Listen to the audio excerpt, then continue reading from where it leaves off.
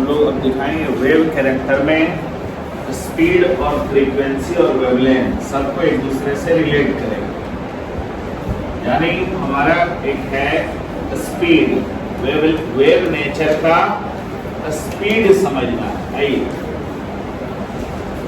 Wave nature का speed समझना है। स्पीड को c से डिनोट करते हैं और वैज्ञानिक लोगों ने ऐसा देखा है ऑल इलेक्ट्रोमैग्नेटिक रेडिएशन, यानी जितना भी लाइट है, all electromagnetic radiations, electromagnetic radiation का सेंस हुआ light, travel with approximately same speed, approximately same speed,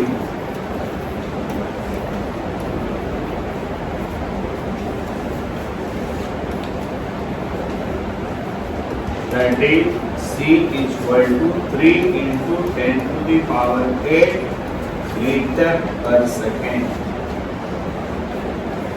सारा इलेक्ट्रोमैग्नेटिक रेडिएशन यानी लाइट लगभग एक गति से ही चलता है और उस गति का मान है 3 into 10 to the power 8 metre पर सेकेंड।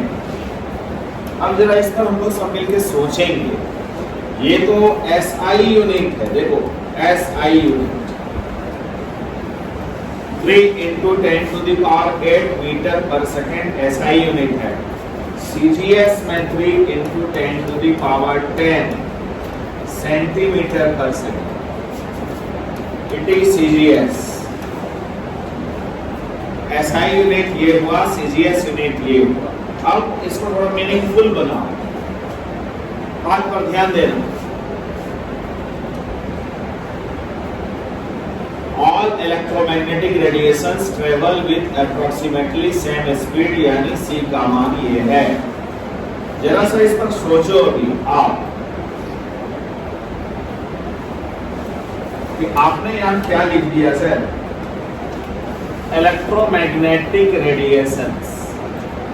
ये जो आप लिखे हैं सर, इसको साइंस में समझाइए।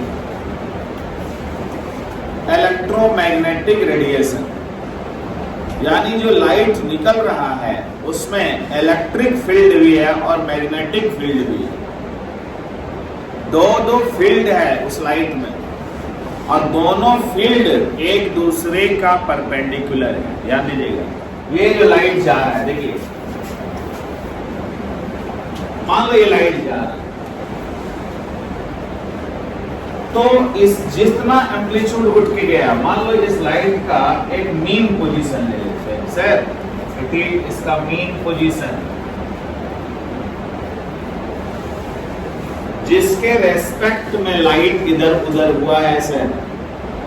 एक स्ट्रेट लाइन है, कल्पना कर लीजिए सर, और उसी की तुलना में ये ऊपर नीचे ऊपर नीचे ऊपर नीचे ऊपर नीचे हुआ है। लाइट इस रास्ते में जा रहा है sir, it is path of propagation. जिस रास्ते में लाइट जा रहा है it is called path of propagation.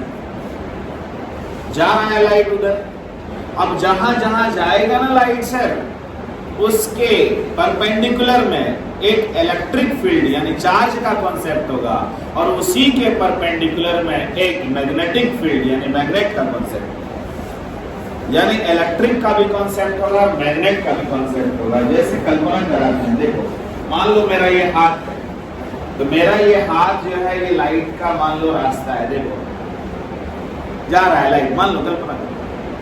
तो ये स्केच अगर इलेक्ट्रिक फील्ड है तो ये स्केच मैग्नेटिक फील्ड है और दोनों इस हाथ पर परपेंडिकुलर है। देखो सीखो, क्या इस हाथ पर स्केच भी परपेंडिकुलर है और ये पतला वाला पेन भी परपेंडिकुलर है? बताओ, हाथ पर दोनों परपेंडिकुलर है कि नहीं?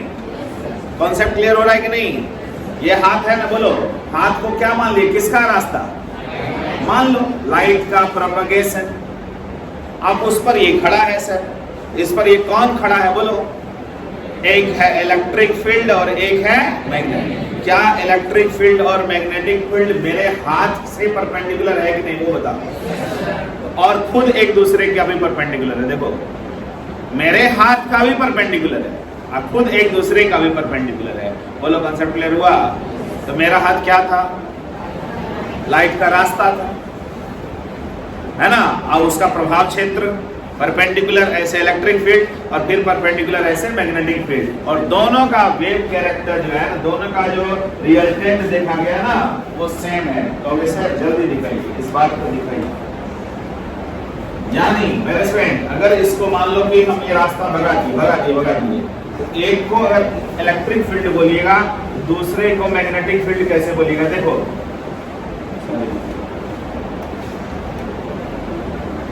प्लीज ध्यान देना, प्लीज ध्यान देना, प्लीज ध्यान देना, प्लीज ध्यान देना। क्या है सो सोच के देखो। एक प्लेन में किसको रखे? इलेक्ट्रिक फील्ड को। दूसरे प्लेन में किसको ले गए? Magnetic field. क्या बात समझ पा रहे हो? तो ये बताओ, इस रास्ते पर ये भी परपेंडिकुलर है, इस रास्ते पर ग्रीन वाला भी परपेंडिकुलर है, बट अलग कोऑर्डिनेट में, इसलिए थोड़ा देखने में दिक्कत हो रहा है आपको बोर्ड पर। लेकिन जब मैंने हाथ से दिखाया था तो क्लियर दिख रहा था। क्या ये मान लो dot dot dot dot dot dot dot dot dot dot dot, it is called path of propagation. मान लीजिए, बोले पाथ ऑफ प्रोपगेशन मानिएगा, उसके परपेंडिकुलर में किसको दीजिएगा? मान लीजिए किसी को इलेक्ट्रिक फील्ड दीजिए, तो दूसरा ग्रीन वाले को क्या कहिएगा? मैग्नेटिक फील्ड कहिएगा। बताइए लाइट में दो प्रॉपर्टी साथ चल रहा है ना, हमेशा लाइट में दो प्रॉपर्टी साथ चलेगा। कौन कौन दो प्रॉपर्टी? इलेक्ट्रिक और मैग्नेटिक। ये उसका प्रभाव हुआ, ध्यान देना, ये उसका प्रभाव हुआ। और लाइट तो खुद काबिल है, वेव कैरेक्टर है, वो तीसरा प्रभाव हुआ। आप उस लाइट को सोच के देखिए जरा सा, यहाँ पढ़िए क्या लिखा।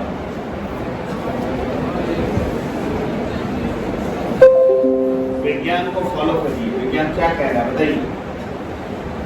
विज्ञान क्या कह रहा है बताइए? रेडिएशन मतलब वेव। बताइए रेडिएशन मतलब वेव। पकड़िएगा जोर से। रेडिएशन का अर्थ क्या हुआ? वेव। जब वो किरण है तो तरंग तो है ही, क्लियर है ना। अब उसके साथ दो फील्ड है। कौन कौन दो प्रभाव है? देखिए इलेक्ट्रिक फील्ड भी और मैग्नेटिक फील्ड। ध्यान से इधर पढ़ना चाहिए, ठीक है। तो यहाँ क्या क्या मिला हमको वो देखिए। ये पिक्चर बनाने से ज्यादा मीनिंग आएगा। आइए करिए। और यही पिक्चर हर किताब में बना हुआ है। आप भी जो देखे हैं पहला पिक्चर यही है। आपने ध्यान नहीं दे पाया, उतना ध्यान ही नहीं दिए होंगे क्योंकि आप उस एज में नहीं है कि उस पर ध्यान दे रहे हैं। आप जो किताब का पहला पेज शुरू किए पढ़ना, दूसरा पेज में जो पिक्चर आया वो पिक्चर यही था। आज जाके फिर से सीरियसली देखो। इलेक्ट्रिक फील्ड और मैग्नेटिक फील्ड दोनों साथ साथ है। ये मान लिया जाए उसका इलेक्ट्रिक फील्ड दिखाना चाह रहे हैं।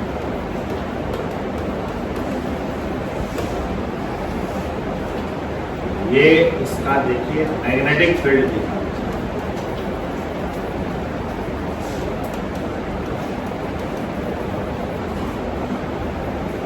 Electric field and magnetic field हम थोड़ा तिरछा दिखाए हैं। कोशिश देख रहे हैं, मेरा कोशिश है कि आपको ये दिखा सकें जो परपेंडिकुलर है। जरा सा भी आपको कंफ्यूजन है, फिर हम ये दोनों स्केच उठा के फिर अपने हाथ के परपेंडिकुलर करके आपको बता दें। क्लियर है? इसलिए हम ऐसा फील करिए कि जब भी लाइट चल रहा है हमेशा दो चीज को लेके चल रहा है। और अगर 3D टाइप का दिखाना है तो उसका तरीका है मेरे पास। देखो ना, ऐसे कर देंगे ना बिल्कुल लग जाएगा कि ये उसका अलग कोऑर्डिनेट है। ये अगर कर दिए ना बिल्कुल व्हाइट से ये अब अलग होने लगे। व्हाइट वाले लाइन से ये अलग होके शो कर रहा है कि हम दूसरा कोऑर्डिनेट है। जिस तरह व्हाइट है वैसा आपको मत always light is associated with electric field and magnetic field. These two to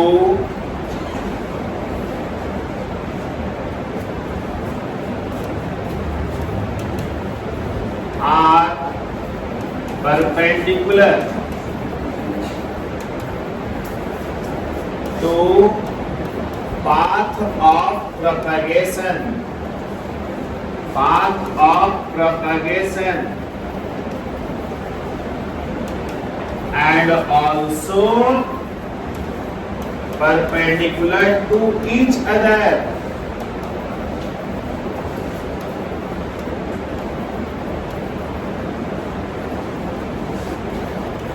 एक दूसरे के लिए भी वो परपेंडिकुलर है, और यही तरंग जो चलता है, यही लाइट जो चलता है, ध्यान दीजिएगा, इसी का स्पीड आप लिखे हैं 3 × 10⁸ मीटर पर सेकेंड। थोड़ा मेरे साथ होइए ना। कंपटीशन कहता है कि आपका फाउंडेशन बढ़िया है, आपका सोच बढ़िया है, ये तो टिक सही लगेगा। ये देखिए 3 × 10⁸ को आप थोड़ा सा मीनिंगफुल लीजिए। आप अभी सिंपली उसको देख रहे हैं। 3 पर 8 जीरो पहले दीजिए, ठीक है ना, यहाँ दीजिए तब समझ में आएगा। तो देखिए आइए 3 पर 8 जीरो दिए, देखो तो मीटर पर सेकेंड। अब मीटर से में 1000 से भाग दीजिए तो 3 लाख हुआ। बच्चे प्लीज किलोमीटर पर second, please Babu 3 lakh kilometre पर सेकेंड।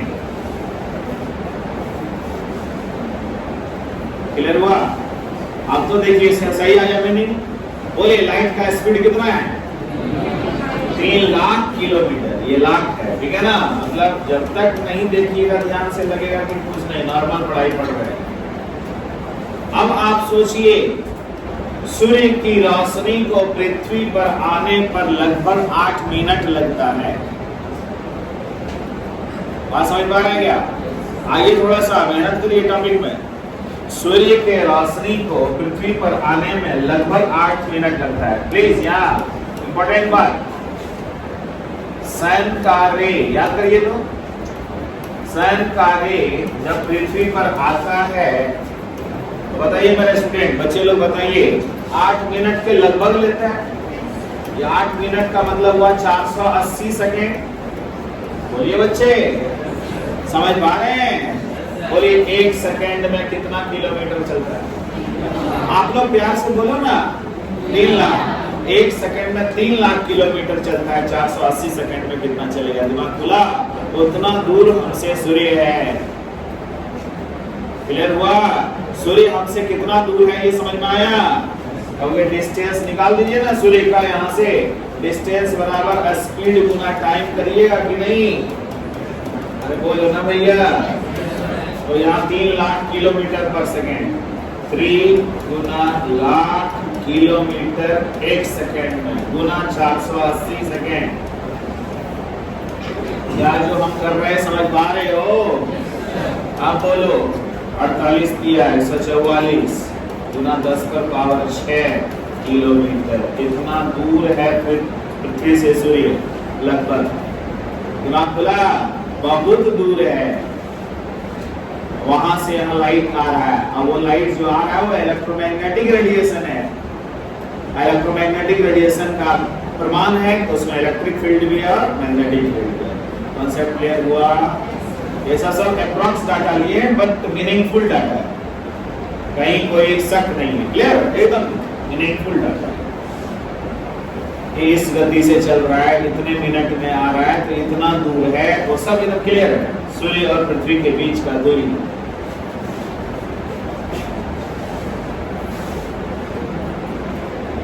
जल्दी करिए।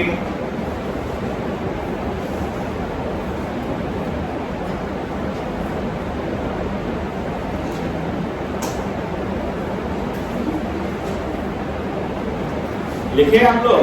अब अगला सुनिए, हमसे मेहनत करवाते चलिए, आप भी मेहनत कर दीजिए कि सर यहाँ तक तो क्लियर है। अब बता दो कि लाइट का स्पीड क्या है? बोलो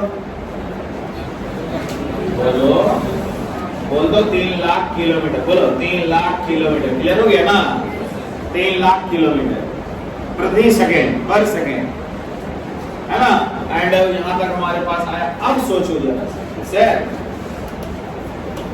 ये जो लाइट चला था ना सर, प्लीज बाबू, यही सब आजकल का कॉन्सेप्ट।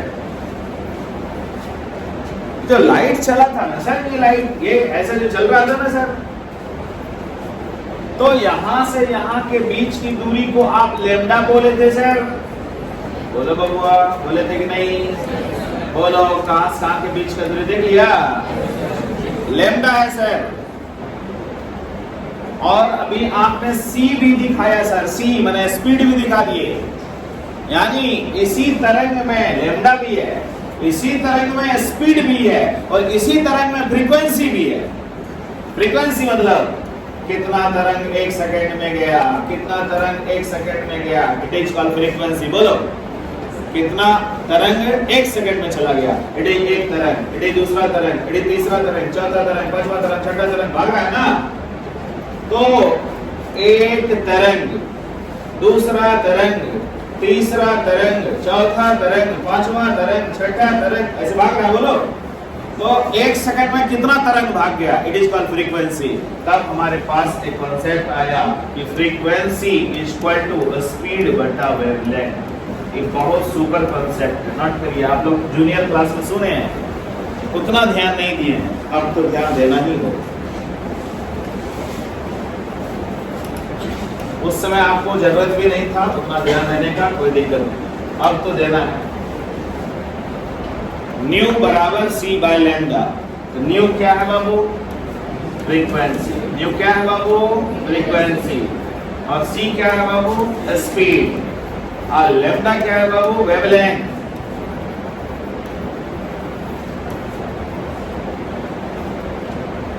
क्या ठीक है? Nu is equal to c by lambda. Relation जो साइंटिस्ट ने निकाला, उन तीनों बातों को स्टडी किया, तो ये रिलेशन साइंटिस्ट को मिला। Nu is equal to c by lambda. Nu क्या हो नहीं, फ्रीक्वेंसी है, और सी लैम्डा। अब कहिएगा सर, थोड़ा सा और दिमाग दीजिए, यहां तक सब कुछ ठीक है। प्लेसमेंट, तो न्यू बराबर सी बाय लैम्डा, यानी कहोगे सर, यानी जब ये न्यूक्लियस के चारों ओर बबलो इलेक्ट्रॉन घूम रहा होगा, ऐसे सर, जब ये जो घूम रहा है ना सर, ये कौन घूम रहा है बाबू? बोल, इलेक्ट्रॉन। किसके चारों ओर? एकदम पकड़े रहना विज्ञान को कि ये जो घूम रहा है ना सर, ये भी लाइट के रूप में घूम रहा है सर। बोलो बबुआ, किस रूप में घूम रहा है? लाइट के रूप में घूम रहा है, यानी लाइट के स्पीड में चल रहा है, यानी इलेक्ट्रोमैग्नेटिक रेडिएशन के स्पीड में चल रहा है। कल्पना करो, कल्पना शक्ति बढ़ाओ।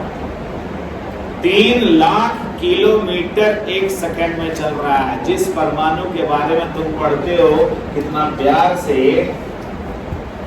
पढ़ते हो, it is nucleus, it is पहला ऑर्बिट, इसमें 2 इलेक्ट्रॉन। बोलो, सुना?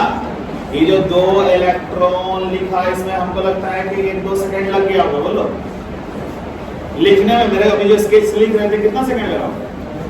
उसमें 6 लाख किलोमीटर घूम गया। बोलो, इलेक्ट्रॉन कितना राउंड मार दिया?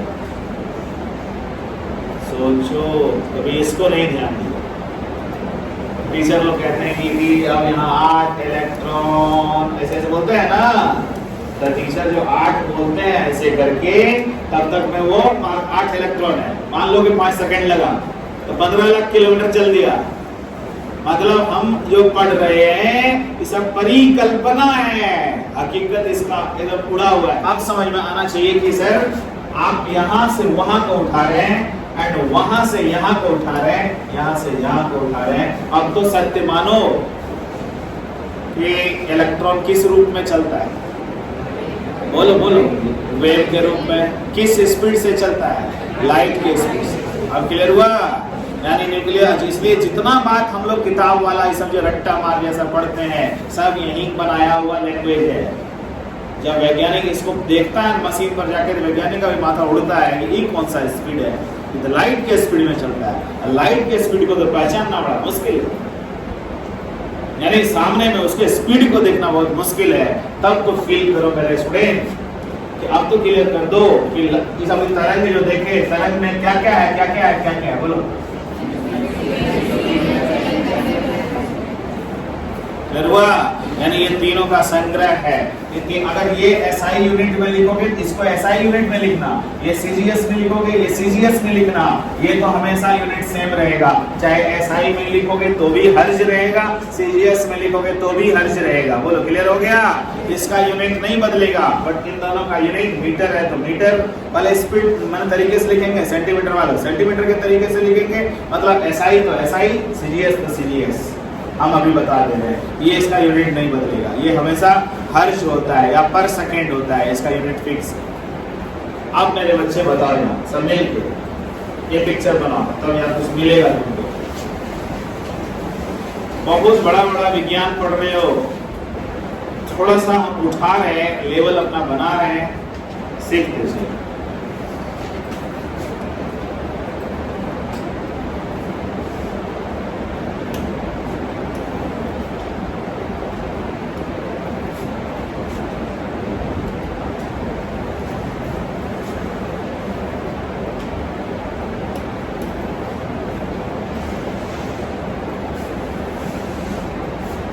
अब बता दो भाई लोग, बताओ, बोलो ये लैम्डा है ना, देखो आप वो बोल दो ना, लैम्डा है कि नहीं है, बताओ बाबू, ये लैम्डा है ना, देखो देखो बाबू, यहाँ से लैम्डा है ना, लैम्डा समझ पा रहे हो? उठा हुआ के बीच का दूरी या झुका हुआ के बीच का दूरी, समझ पा रहे हो? मतलब इसलिए आपको फिगर समझा है कि बोलो इसी तरह से थोड़ा सोच लो, तब कहोगे एकदम सही है, तब कहोगे एकदम सही है, एंड कहोगे एकदम सही। बोलो बाबू, लैम्डा वही है ना जिसको हम हमें सिंपल वे में लैम्डा ऐसे दिखाते हैं, देखो तो वही लैम्डा ही। अब बताओ, इलेक्ट्रॉन जब भी न्यूक्लियस के चारों ओर घूमेगा, किस रूप में घूमेगा? वेव के रूप में। किस रूप में? और तो जरूर उसमें लैम्डा होगा, बोलो बबुआ, जरूर लैम्डा होगा ना, और जरूर उसमें स्पीड होगा, that is speed of light. Clear है? एंड स्पीड ऑफ लाइट आपको क्या लिखे? c। बोलो बाबू, स्पीड ऑफ लाइट क्या लिखे? देखो लिखे ना, यानी एकदम क्लियर करते आ रहे हैं, देखो तो जीरो से उठा के आ रहे हैं, देखो।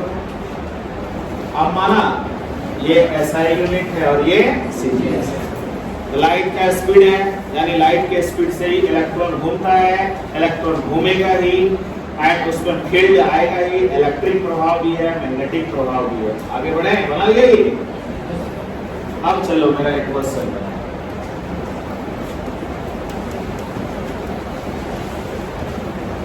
एन इलेक्ट्रोमैग्नेटिक रेडिएशन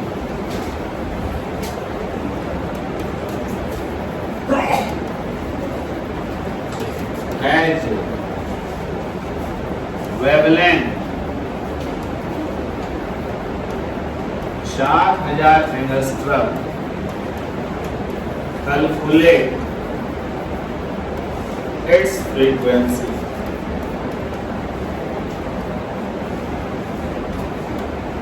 क्या दिए, क्या पूछे, चेक कर लो खुद से।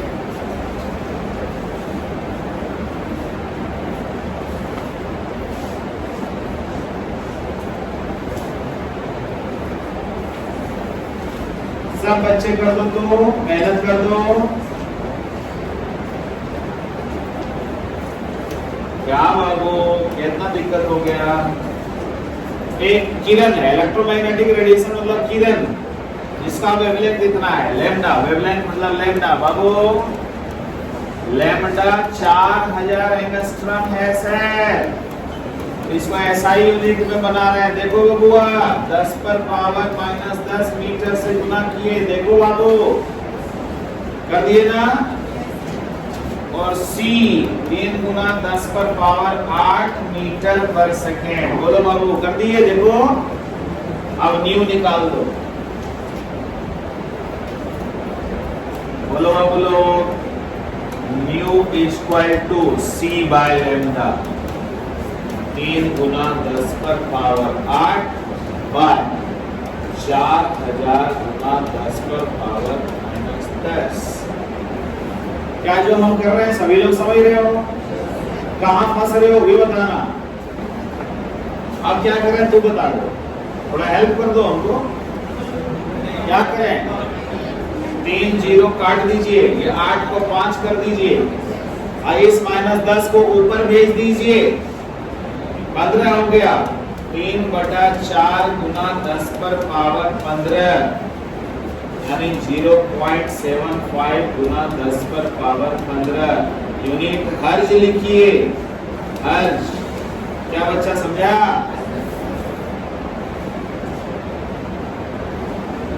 क्लियर कॉन्सेप्ट है?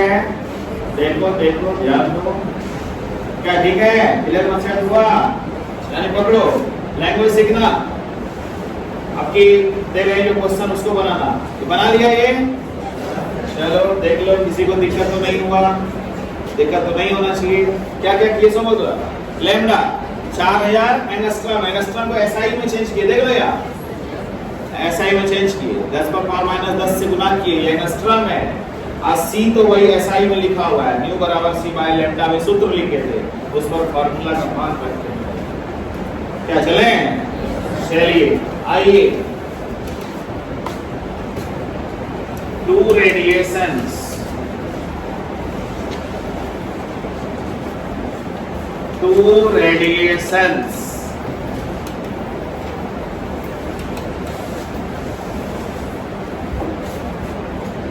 two radiations having frequency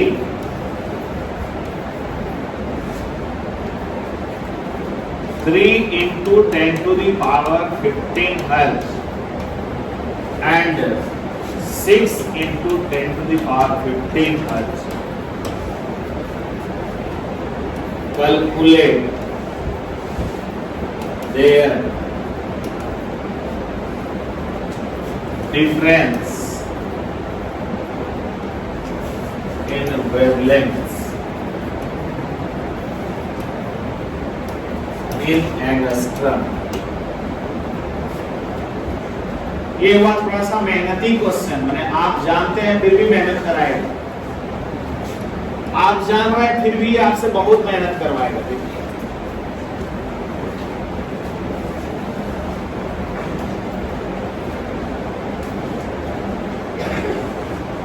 सब बच्चा बैच का जान रहा है, इसका उत्तर भी जान रहा है, लेकिन ये आपसे लेगा 10 मिनट ले लेगा। अगर आप थोड़ा सा मेहनत नहीं किए तो आधा घंटा भी ले लेगा। और आप अच्छे बच्चे हो, स्मार्ट हो, 5 मिनट ले लेगा।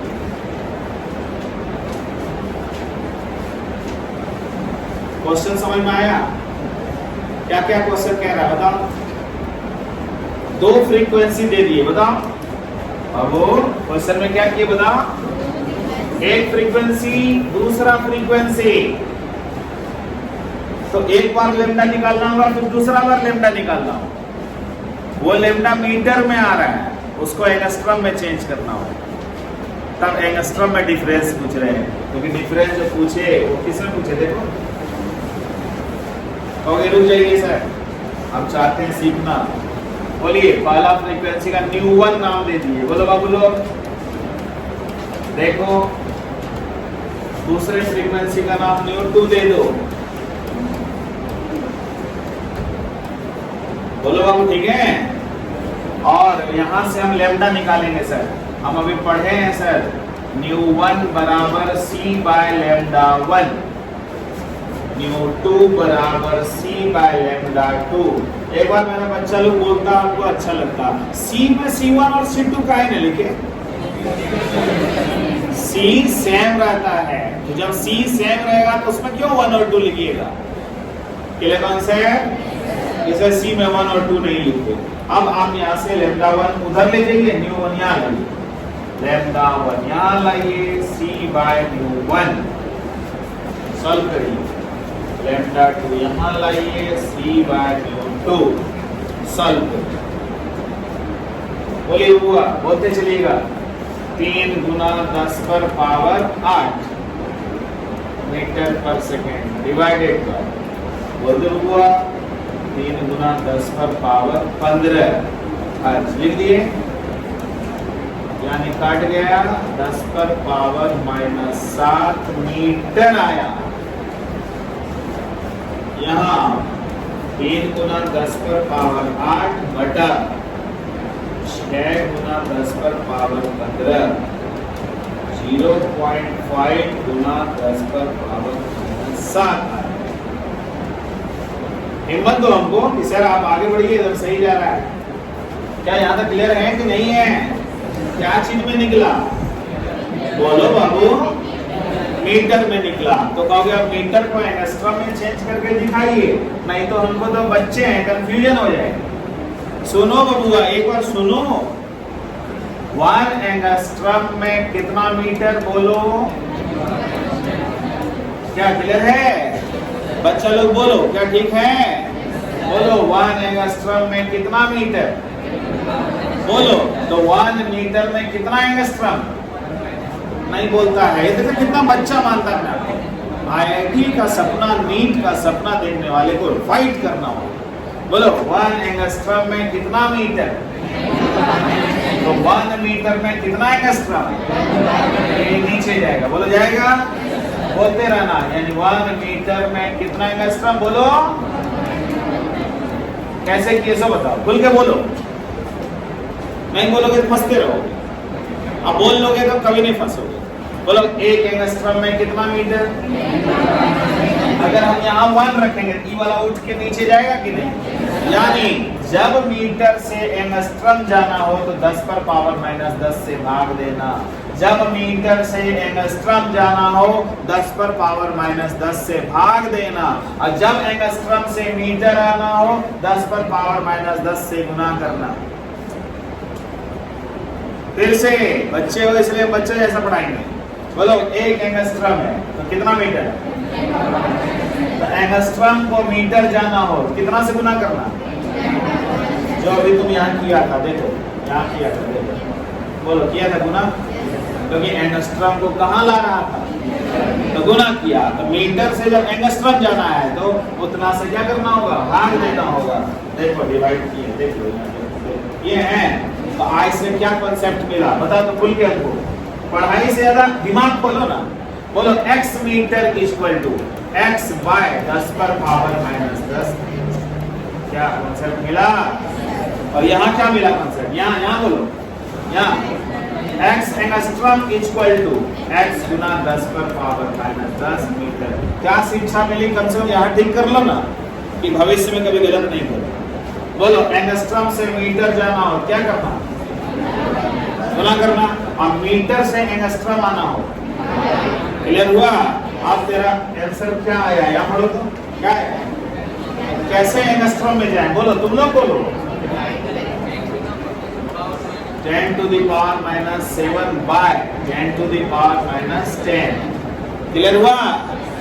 यानी कितना आंसर आया? 1000। बोलो बच्चा, 1000 नहीं आया? ठीक है ना? यहाँ क्या करें बबुआ? तुम ही लोग बोलो 10 to the माने 8 गुना 10 पर पावर -7 बटा 10 पर पावर -10। क्लियर कर रहे हैं? बोलना। यानी 500 एंगस्ट्रम। अब बताओ, वो 1000 एंगस्ट्रम है, ये 500 एंगस्ट्रम है, डिफरेंस 500 हुआ। It is the question. जहां जहां जो नया चीज मिला, बच्चे हो, जो जो चीज तुम नहीं जानते हो हर चीज तुम लिखो। अभी तुम एकदम लर्नर हो, एकदम सीखने वाला उम्र है। कुछ नहीं सोचो हम क्या कर रहे हैं, सीख रहे हैं। इतना चीज तुमको लिखना चाहिए कहीं साइड में, कि कभी न्यूमेरिकल में कोई डिस्टर्ब ना करे। लर्नर बच्चा पूरा लिखता है जी, क्योंकि अभी वो सीख रहा है ना। सब उदाहरण दे दे के लिख दिए, कहीं झंझट नहीं। इधर हम बना दिए। अब आ गया λ1 माइनस λ2, 1000 एंगस्ट्रा माइनस 500 एंगस्ट्रा। 500 है ना जी? तो कॉमन बात है, 1000 में 500 घटेगा तो 2500 आएगा ना, तो कॉमन है ना। चलो यहाँ तक ठीक है? क्वेश्चन डाल दे। आपकी वाला क्वेश्चन तू बनाएगा कहेंगे तू बहुत स्मार्ट है। कोशिश करना, कोशिश करेगा ना? एकदम ठान लेके हम कोशिश करेंगे, बनाएंगे। यहाँ कोई शक हुआ, कुछ कष्ट हो गया तो बोलो, हमें तो क्वेश्चन सामने रख लो। क्वेश्चन में बोल ही दिए 5 मिनट से 10 मिनट ले रहा है, क्वेश्चन ही वैसा है, ठीक है ना। क्या किया, वो हर जिन करके घुमा के पूछ दिया है क्रम में। तो कितनों कंपटीशन में फास्टली बनाओगे तो 2 मिनट से 3 मिनट तो लेगा। ऑप्शन में एकदम फास्ट बनाओगे मास्टर माइंड फिर भी लेगा, क्योंकि वैसा ही बात है। चलो अगला क्वेश्चन, तैयार रहो और जवाब दे ही दो। Radiation having frequency 4 into 10 to the power 14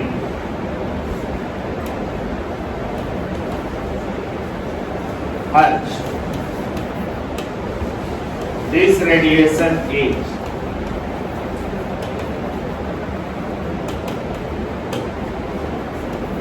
UV,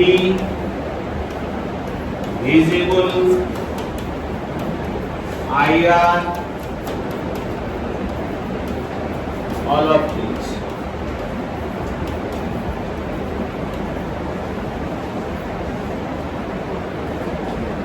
इस क्वेश्चन को पढ़ो, इसका मतलब निकालो।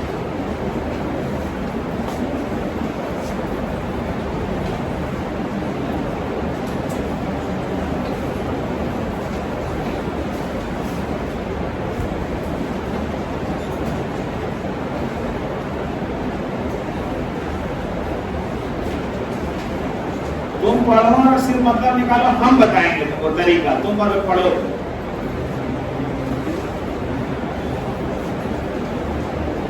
क्या होगा बताओ, क्या करें वो बता दो बस। फ्रीक्वेंसी दिया हुआ है, लैम्डा निकालिए, एंगस्ट्रम में चेंज करिए। 3800 से 7600 के बीच में है तो विजिबल है, और उससे बाहर है तो इनविजिबल। जो हुई क्लियर है, तो बोलो क्या करना चाहिए बताओ। न्यू दिया हुआ है, बोलो बबुआ न्यू कितना है बोलो, 4 गुना 10 पर पावर 14 हर्ट्ज। तो लैम्डा निकालो, C बाय न्यू अभी तुरंत किए थे। 3 गुना 10 पर पावर 8 बाय 4 गुना 10 पर पावर 14 0.75 गुना 10 पर पावर -6 मीटर। बोल बच्चा, ऐसा हुआ ना। अब इसको एंगस्ट्रॉम में चेंज करो, बोलो 7 गुना 10 पर पावर -6 बटा 10 पर पावर -10। सही जा रहे हैं तुम लोग भी, बोलना कि आप सही जा रहे हैं कि गलत जा रहे हैं, ठीक है हम लोग। बोलो आगे, 0.75 गुना 10 पर पावर 4 यानी 7500। बोल बच्चा 7500 क्या है ये, विजिबल है, दिखा। कंपटीशन का क्वेश्चन था, आप आराम से बनाए। देखो तरीका सीखो, पर जो कह रहे हैं जो क्लास में मेरा बात पर पूरा ध्यान दे रहा है उसको इतना रोमांच आता है अंदर में ना, कि तो मजा आ रहा है कि फार्मूला देख के आइडिया मिला रेडिएशन क्या है। रेडिएशन पता चल गया, यानी यहाँ से न्यू से लेम्डा, तो लेम्डा निकला मीटर में, मीटर से एंगस्ट्रॉम बना, एंगस्ट्रॉम बनाए, गेम समझ में आ गया। 3800 से 7600 एंगस्ट्रॉम को क्या कहते हैं, क्लियर है। तो बताओ मेरे स्टूडेंट, याद रखना, जानते ही हो तुम लोग, लैम्डा 3800 एंगस्ट्रॉम से लेके 7600 एंगस्ट्रॉम को विजिबल कहते हैं, पता है ना। इसलिए हमने ट्रिकी क्वेश्चन पूछा। अगला क्वेश्चन ले। हाँ, क्वेश्चन का तो पूरा ध्यान दें आप।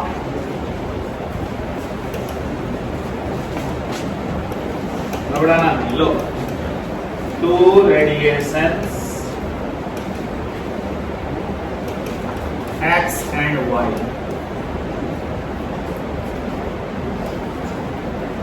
have wavelengths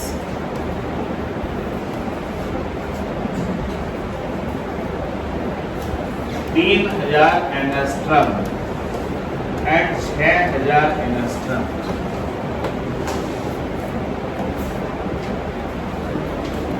there frequency difference.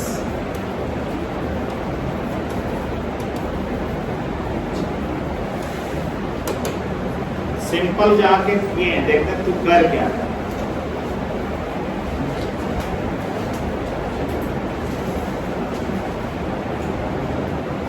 कोई चिंता नहीं करना, बनाते रहना, सर के साथ चलते रहना।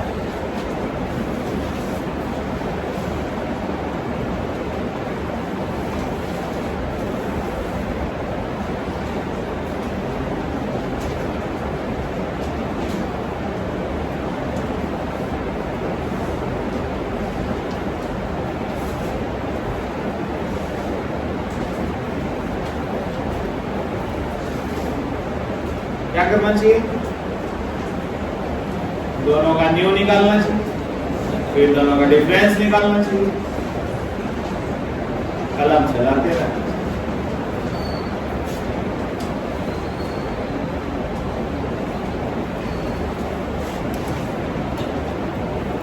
It is lambda 1, it is lambda 2। दो लैम्डा देख लो, बोलो लैम्डा 1 क्या है? बोलो बोलो बोलो। लैम्डा 1 है 3000 एंगस्ट्रम। एंगस्ट्रम को मीटर में लाओ, 3000 गुना 10 पर पावर माइनस 10 मीटर। बोलो है ना। अब न्यू 1 बराबर c बाय लैम्डा 1, 3 गुना 10 पर पावर 8 बटा 3000 गुना 10 पर पावर माइनस 10। क्लियर है? काट दिए, 5 हो गया, 10 पर पावर 15, 3 कट गया। बोलो हुआ सही है ना। अब आओ लैम्डा 2 6000 एंगस्ट्रम, 6000 गुना 10 पर पावर माइनस 10 मीटर। न्यू 2 बराबर c बाय लैम्डा 2, 3 गुना 10 पर पावर 8 बाय 6000 गुना 10 पर पावर माइनस 10। क्या बाबू ठीक है? 0.5 गुना 10 पर पावर 15 हर्ट्ज। वो 10 पर पावर 15 है, ये 0.9 उसका ये हाफ है। पता चला? इसी को आप 1 × 10⁻15 कह सकते हो कि नहीं? इसको बता दो, दिखाने के लिए किया ताकि कॉन्सेप्ट क्लियर हो। क्या बाबू ठीक है? तो आप ν1 माइनस ν2 कर लो। 1 गुना 10 पर पावर 15 माइनस 0.5 गुना 10 पर पावर 15। 10 पर पावर 15 कॉमन ले लो, 1 माइनस 0.5, 0.5 गुना 10 पर पावर 15 हर्ट्ज। बोलो बाबू कॉन्सेप्ट क्लियर हुआ? लेकिन तू डायरेक्ट कैसे बनाता? ये तो हो गया एकदम बच्चा जैसा करना। डायरेक्ट दोनों का सूत्र को ही माइनस कर देता है। ऐसे ν1 बराबर c बाय लैम्डा 1 और ν2 बराबर c बाय लैम्डा 2, तो डायरेक्ट सूत्र में ही माइनस कर देता है और सूत्र से ही डायरेक्ट सिंपल हो जाता है। कैसे सर? जरा से दिखाइए। पहले ये बात समझा कि नहीं समझा? ये क्लियर है? ये तो बच्चा जैसा हो गया, ये इंटर जैसा हो गया, क्लास 11 जैसा। तो क्लास 11 इंटर मतलब वो एकदम रगड़ते रहिए। आज जिसका माइंड शार्प है वो क्या करता है? सब देख लो, करता ν1 माइनस ν2 डायरेक्ट कर देता और सीधे लिखता c by lambda 1 minus c by lambda 2। बोलो करता कि नहीं? तो c कॉमन लेता, 1 by lambda 1 minus 1 by lambda 2 और यही आंसर है। ये नहीं छोड़ना चाहिए, ये मेथड है, ये अच्छा मेथड है, फास्ट मेथड है। ये नहीं कि अरे बन ही गया तो इससे क्या, ये काम का चीज है ना। तुरंत आगे फार्मूला पर रखिए, तुरंत करिए। क्या यहां तक समझ पाए आप? फ्रीक्वेंसी का डिफरेंस समझ पाए? देखिएगा ठीक से, मैं करिएगा। ओके।